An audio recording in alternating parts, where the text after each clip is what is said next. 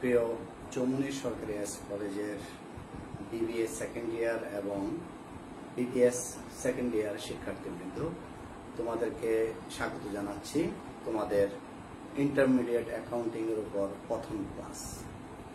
ইতিমধ্যেই আমরা বেশ কিছু ক্লাস শেষ করেছি, বেশ কিছু চ্যাপ্টার আমরা শেষ করেছি, তোমরা জানো। তো আজকে আমি যেই চ্যাপ্টারটা নিয়ে আলোচনা করব, এই চ্যাপ্টারটি ইন্টারমিডিয়েট অ্যাকাউন্টিং এর খুবই গুরুত্বপূর্ণ একটা চ্যাপ্টার, আর সেটি হলো partnership account. Partnership account partnership অ্যাকাউন্টের মধ্যে আমাদের সিলেবাসে তিনটা পার্ট আছে। একটি হলো বেসিক ফিচার্স, সেকেন্ডটি হলো অ্যাডমিশন এবং তৃতীয়টি হলো রিটায়ারমেন্ট। আমাদের তিনটা আছে। তো বেসিক্যালি পার্টনারশিপ আরেকটা পার্ট আছে, সেটা হলো ডিসোলিউশন, সেটা আমাদের সিলেবাসে নাই। তো আমরা বেসিক ফিচার যেটি, সেটি আমরা ইন্টারমিডিয়েটে অর্থাৎ একাদশ এবং দ্বাদশ শ্রেণীতে আমরা করেছি, এবং এই সম্পর্কিত অঙ্ক সাধারণত গ্রাজুয়েশন লেভেলে আসে না।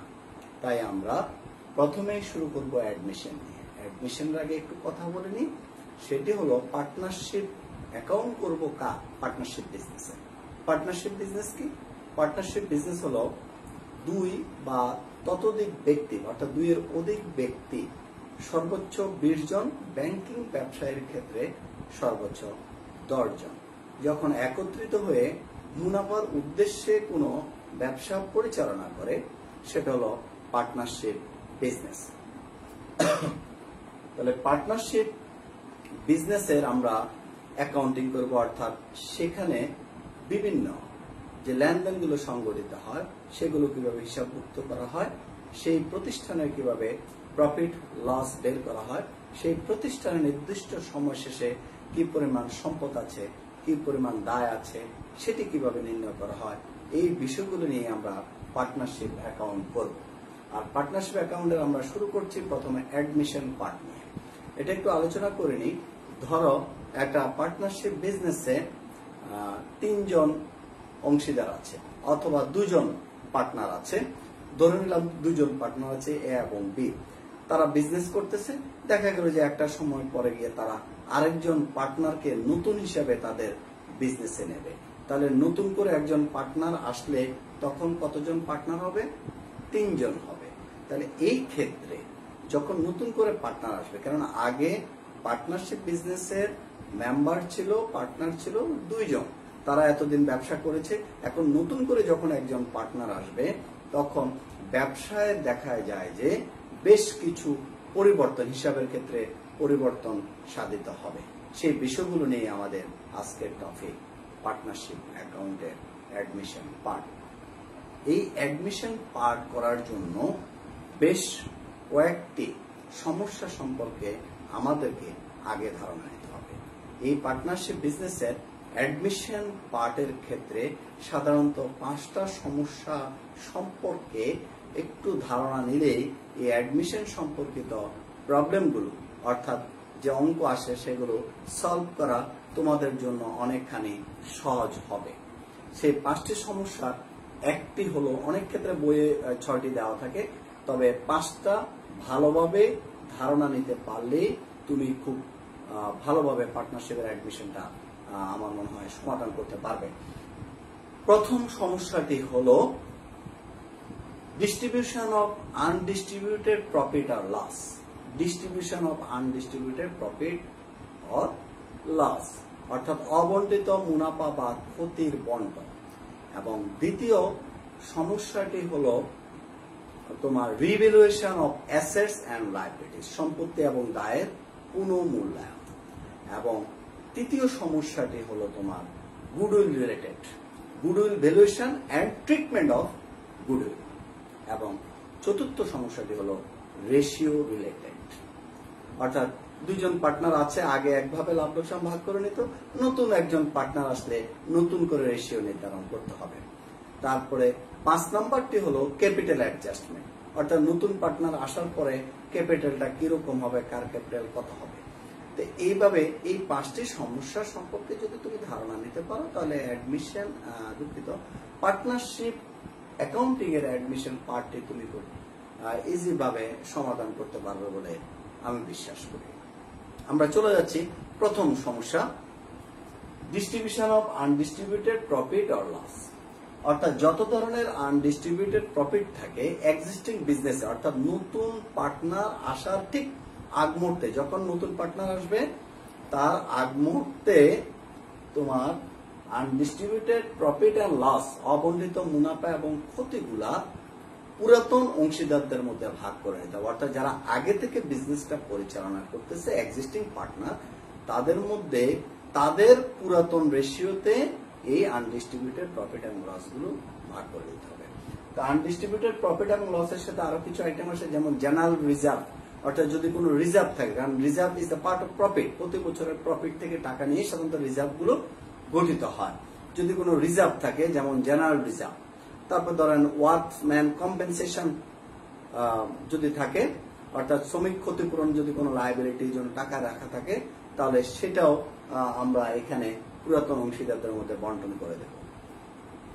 প্রথমে ট্রান্সফার অফ জেনারেল রিজার্ভ। যদি পুরাতন অংশীদারদের অর্থাৎ এক্সিস্টিং বিজনেসে নতুন পার্টনার আসার আগে যদি এক্সিস্টিং বিজনেসের ব্যালেন্স শিটে কোনো জেনারেল রিজার্ভ থাকে, অবশ্যই জেনারেল রিজার্ভটা থাকবে ব্যালেন্স শিটে লায়াবিলিটির পাশে।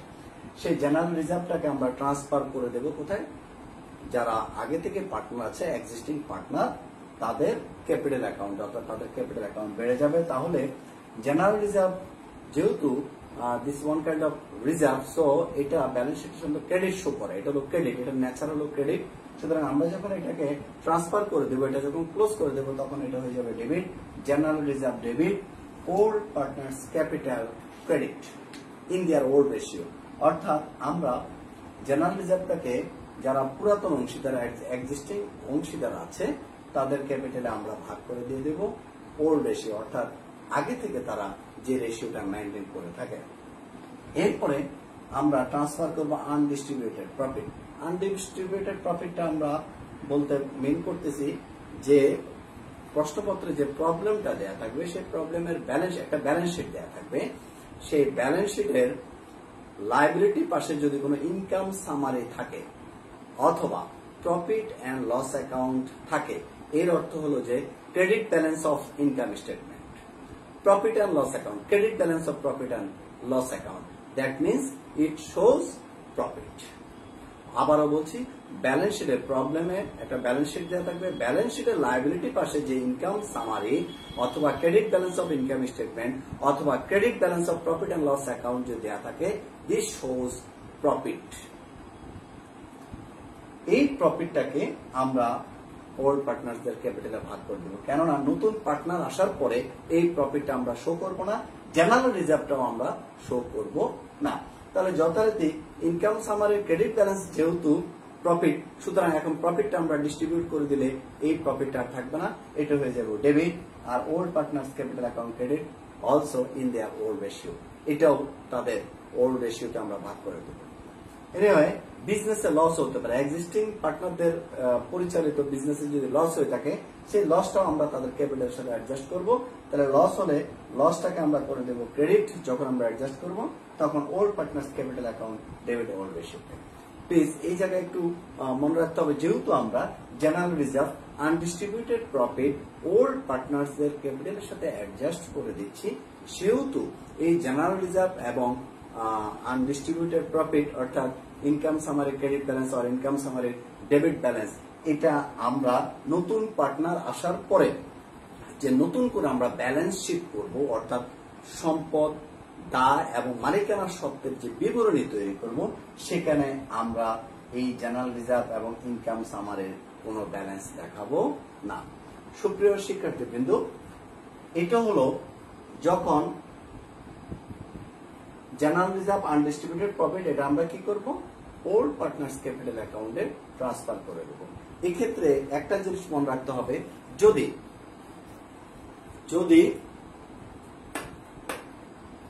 প্রশ্নপত্রে বলা থাকে no alteration of general reserve, অর্থাৎ জেনারেল রিজার্ভের কোনো পরিবর্তন করা যাবে না, এটা যদি বলা থাকে, দ্যাট মিনস আমাদের এক্সিস্টিং বিজনেসে যে জেনারেল রিজার্ভ আছে, জেনারেল রিজার্ভ থাকবে, সেটি নতুন পার্টনার আসার পরেও সেই জেনারেল রিজার্ভটি শো করতে হবে, এক্ষেত্রে কম বেশি দেখানো যাবে না। কখন? যখন no alteration of general reserve প্রশ্নের পত্রে লেখা থাকবে। তাহলে এটা থাকলে আমাদেরকে দুটি জাবেদা করতে হবে এবং জেনারেল রিজার্ভকে আমরা নতুন পার্টনার আসার পরে যে নতুন ব্যালেন্স শিট করব সেই ব্যালেন্স শিটে আমরা দেখাবো। তাহলে দুটি জার্নাল কি? যথারীতি প্রথমটার মতোই আমরা জেনারেল রিজার্ভটাকে ওল্ড পার্টনারসদের ক্যাপিটাল অ্যাকাউন্টে ট্রান্সফার করে দেব, তাদের ওল্ড রেশিওতে ট্রান্সফার করে দেওয়ার পরে যেহেতু প্রশ্নে বলা আছে no alteration of general reserve, that's why আমরা জেনারেল রিজার্ভকে আবার দেখাতে হবে ব্যালেন্স শিটে। যখন দেখাবো প্রথমে তাদের ক্যাপিটাল বাড়াই দেবো এবং পরবর্তীতে এই জেনারেল রিজার্ভটাকে আবার আমরা ক্রেডিট করব দেখানোর জন্য। ক্রেডিট করে জেনারেল রিজার্ভের টাকাটা আমরা সকল পার্টনারদের উইথ দ্য নিউ পার্টনার, নতুন পার্টনারের সহ সকল পার্টনারদের ক্যাপিটাল থেকে আমরা সেটা কেটে নেব, অর্থাৎ তাদের ক্যাপিটালের সাথে আমরা অ্যাডজাস্ট করে নেব। That's why all partners capital debit, general reserve credit. তাহলে আমাদের ব্যালেন্স শিটে প্রথমে জেনারেল রিজার্ভ ছিল লাইবিলিটি পাশে অর্থাৎ ক্রেডিট ব্যালেন্স, এটাকে আমরা এক্সিস্টিং পার্টনারদের মধ্যে ভাগ করে দিলাম ওল্ড রেশিওতে। তারপরে আবার নতুন ব্যালেন্স শিট আমরা যেহেতু দেখাবো আবার আমরা জেনারেল রিজার্ভটা রেখে দিলাম, ক্রিয়েট করলাম, এই জন্য জেনারেল রিজার্ভ ক্রেডিট। এবং এই ক্ষেত্রে যেহেতু এই জেনারেল রিজার্ভের মালিক নতুন পার্টনার হবে, সুতরাং তার ক্যাপিটাল থেকে জেনারেল রিজার্ভের টাকাটা অ্যাডজাস্ট করতে হবে এবং পুরাতন পার্টনারদেরও অ্যাডজাস্ট করতে হবে, যেহেতু আমরা পুরাতন পার্টনারদেরকে আগে দিয়ে দিয়েছি। So all partners capital account debit, general reserve credit. কোন রেশিওতে হবে? Obviously new ratio, because when a new partner entered in the business then we will fix the new ratio. আমরা নতুন করে একটা রেশিও ফিক্স করে নেব, তখন নতুন রেশিওতে আমরা জেনারেল রিজার্ভটা তাদের ক্যাপিটাল অ্যাডজাস্ট করে জেনারেল রিজার্ভটাকে আমরা নতুন ব্যালেন্স শিটে দেখাবো।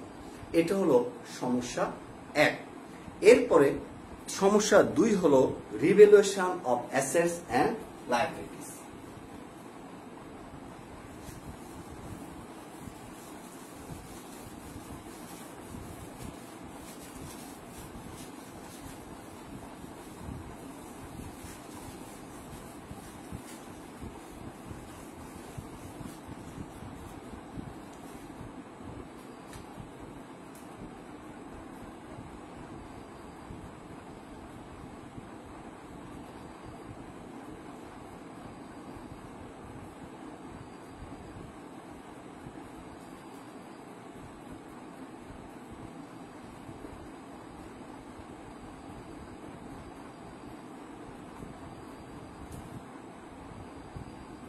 Revaluation of assets and liabilities, অর্থাৎ একজন নতুন পার্টনার যখন আসবে, আসার সময় মানে তাকে আমার বিজনেসে ইন করানোর আগ মুহূর্তে আমার প্রতিষ্ঠানে যে সম্পদ এবং দায়গুলো রয়েছে সেগুলোকে রিভ্যালুয়েশন করতে হবে।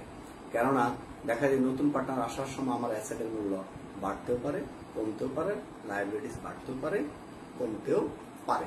তাহলে আমাকে অ্যাসেটটা রিভ্যালুয়েশন করে এখানে প্রফিট লস বের করতে হবে, লায়াবিলিটিস রিভ্যালুয়েশন করে প্রফিট লস বের করতে হবে। 1 নাম্বার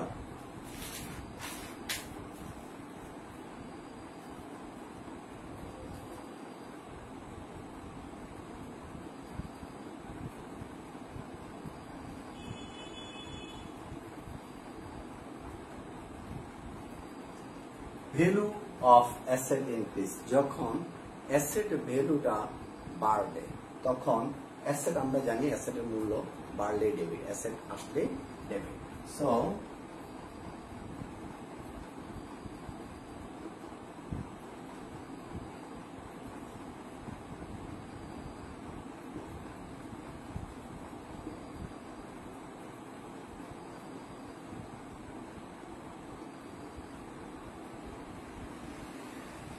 রিভ্যালুয়েশন অ্যাকাউন্ট ক্রেডিট।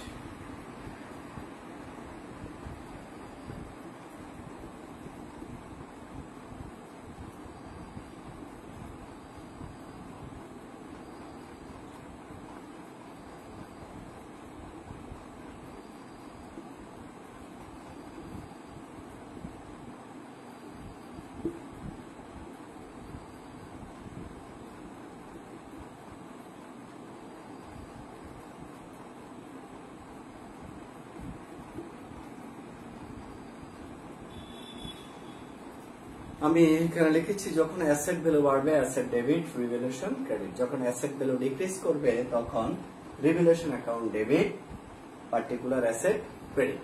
এক্ষেত্রে একটা কথা বলিনি, আমাদের অ্যাসেটের মধ্যে যেমন ইনভেস্টমেন্ট একটা অ্যাসেট আছে, ইনভেন্টরিজ একটা অ্যাসেট আছে, অ্যাকাউন্ট রিসিভেবল একটা অ্যাসেট আছে।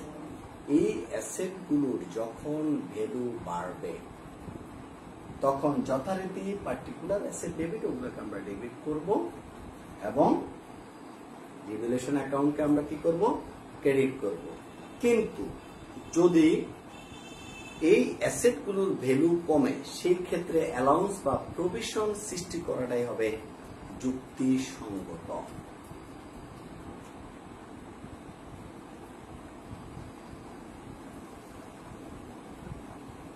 ভ্যালু অফ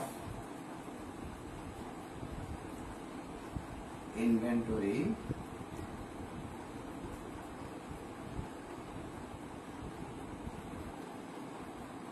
ইনভেস্টমেন্ট অ্যান্ড সংক্ষেপে লিখছি অ্যাকাউন্ট রিসিভেবল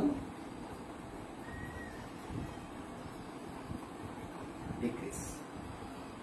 যদি ডিক্রিজ করে কি inventory investment and account receivable, এই অ্যাসেট গুলো যদি ডিক্রিজ করে যথারীতি আমার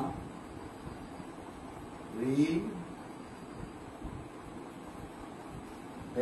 অ্যাকাউন্ট ডেবিট করব আমরা। আর আমরা এই তিনটা অ্যাসেটের মূল্য কমলে এটার জন্য আমরা কি সৃষ্টি করব, প্রভিশন বা অ্যালাউন্স সৃষ্টি করব। তাহলে allowance for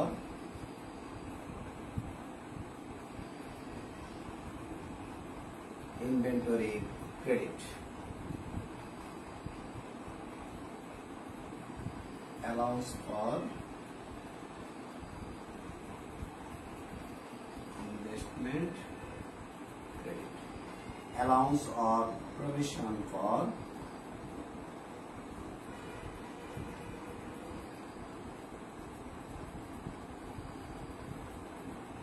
doubtful debt credit। আমরা তিনটা জিনিস লিখলাম যে ডাউটফুল অ্যাকাউন্ট বা doubtful debt, revaluation account debit, allowance for investment, অথবা কেউ ইনভেন্টরি ক্রেডিট করলেও হবে, ইনভেস্টমেন্ট ক্রেডিট করলেও হবে। কিন্তু বেসিক্যালি এই তিনটা অ্যাসেটের ক্ষেত্রে যখন মূল্য কমে তখন অ্যালাউন্স বা প্রভিশন সৃষ্টি করাটাই হলো যুক্তিসঙ্গত। সুপ্রিয় শিক্ষার্থীবৃন্দ, এই হলো অ্যাসেট রিলেটেড রিভ্যালুয়েশন। এবার আমরা চলে যাচ্ছি লায়াবিলিটিস এর ক্ষেত্রে 4 number.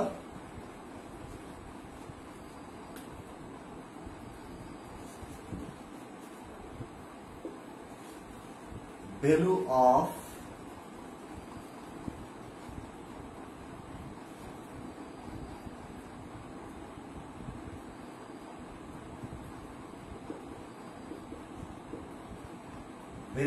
liabilities increase।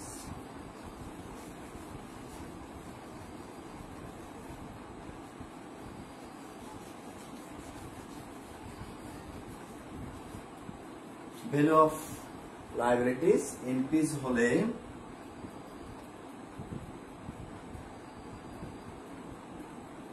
Revaluation account debit,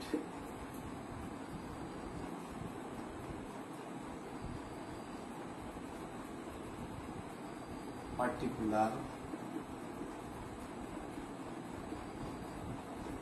liabilities credit। Value of liabilities decrease হলে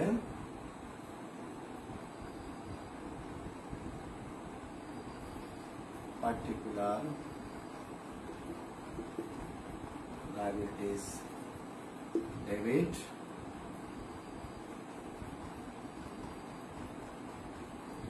revaluation account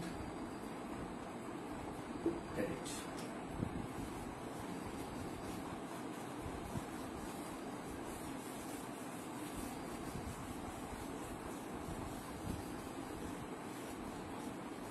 তোমাদেরকে আবারও বলছি, আমি একটু সিম্পলি বলে নিই।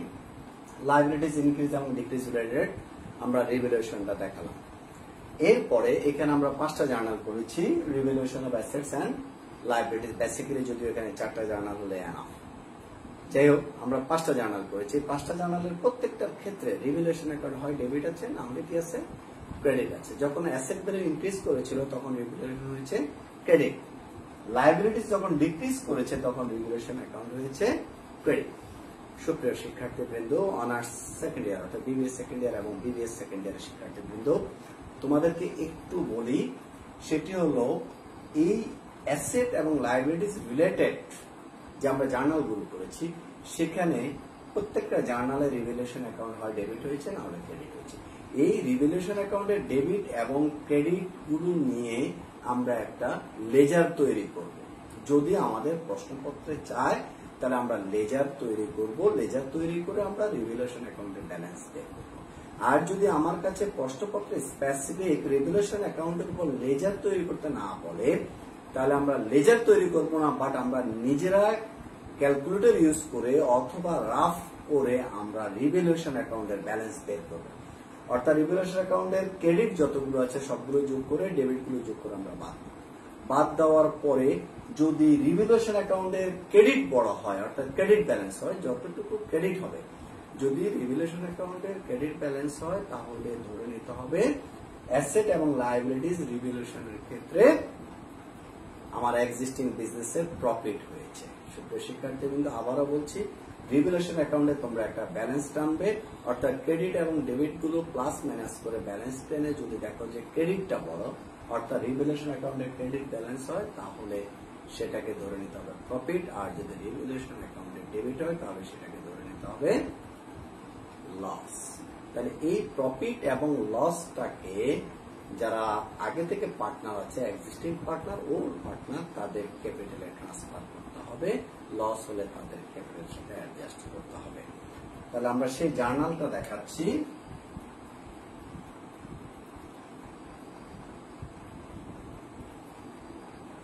Transfer of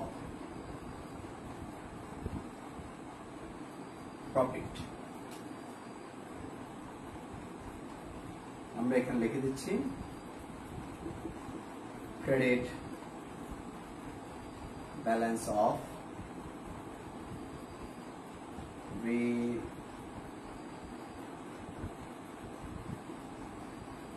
revaluation account. তাহলে রিভ্যালুয়েশন অ্যাকাউন্টের ক্রেডিট ব্যালেন্সটাকে আমরা ট্রান্সফার করব, দেব কোথায়, পার্টনারদের ক্যাপিটাল অ্যাকাউন্টে। সো ক্রেডিট ব্যালেন্সটা যদি আমরা ট্রান্সফার করে দিই, এটা হয়ে যাবে কি ডেবিট, অর্থাৎ রিভ্যালুয়েশন অ্যাকাউন্ট আমরা ক্লোজ করে দেব।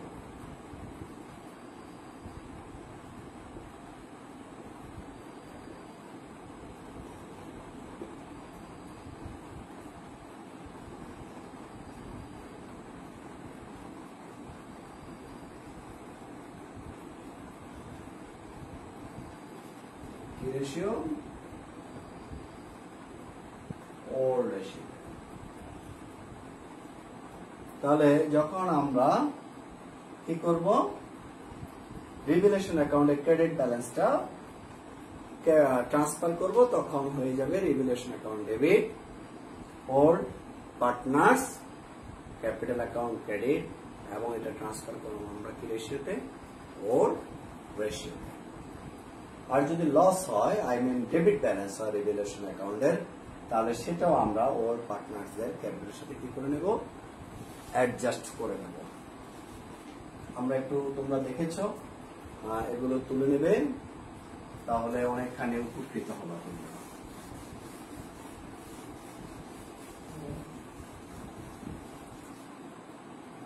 7 নম্বর,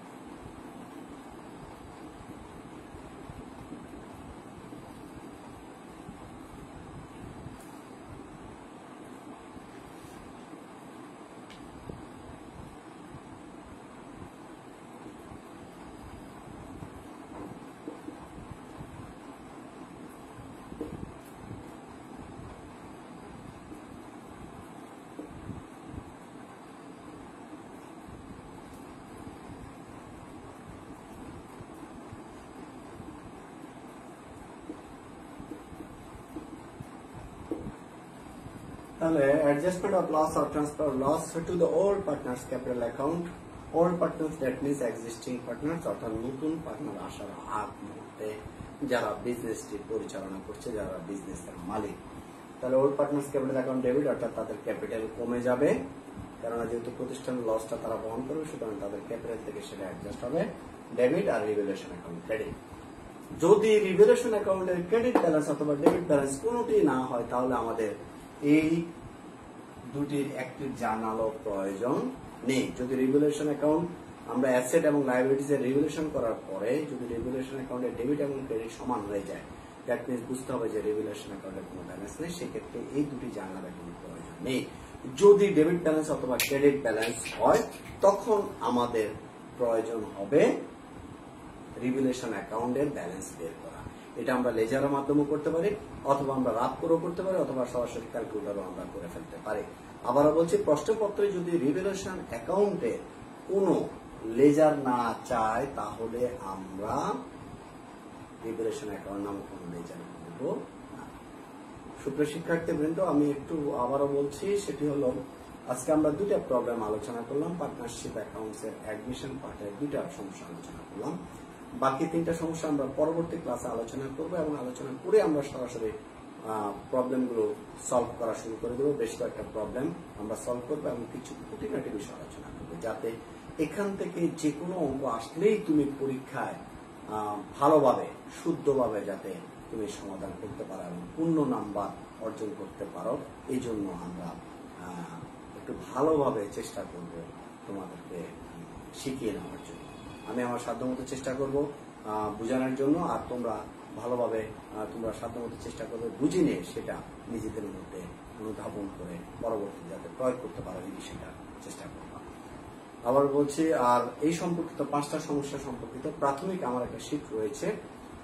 আমি এটা যারা আমাকে ইনবক্সে নক করবে, আমি প্রত্যেককে সেটি দেখা যায় যে ইমেজ আকারে দিয়ে দেবো, অথবা মেইল অ্যাড্রেস দিলে আমি মেইল করে দেবো। তোমরা সেটা প্রিন্ট আউট করে 5টা সমস্যা সম্পর্কে ব্যাপক ধারণা অর্জন করবে। কোভিড-19 প্রভাবে আমরা সবাই যে যার ঘরে অবস্থান করছি। শিক্ষা প্রতিষ্ঠানসমূহ এখনো খোলার কোন নির্দেশনা গণপ্রজাতন্ত্রী বাংলাদেশ সরকার থেকে আসেনি, তাই আমরা ঘরে থাকবো এবং ঘরে বসে চৌমুহনী সরকারি এসসি কলেজের অনলাইন ক্লাসগুলো উপভোগ করার চেষ্টা করব এবং সেটা বুঝার চেষ্টা করব। ঘরে বসে বাসায় বসে যতটুকু সম্ভব লেখাপড়ায় মনোনিবেশ করো, কেননা একটা দীর্ঘ সময় যদি গ্যাপ পড়ে যায়, তাহলে পরবর্তীতে দেখা যায় লেখাপড়ায় মনোনিবেশ করতে অনেকটাই সমস্যা হয়। তোমরা ভালো থাকবা, সুস্থ থাকবা, আর সবাই সবার জন্য দোয়া করবা। আল্লাহ হাফেজ।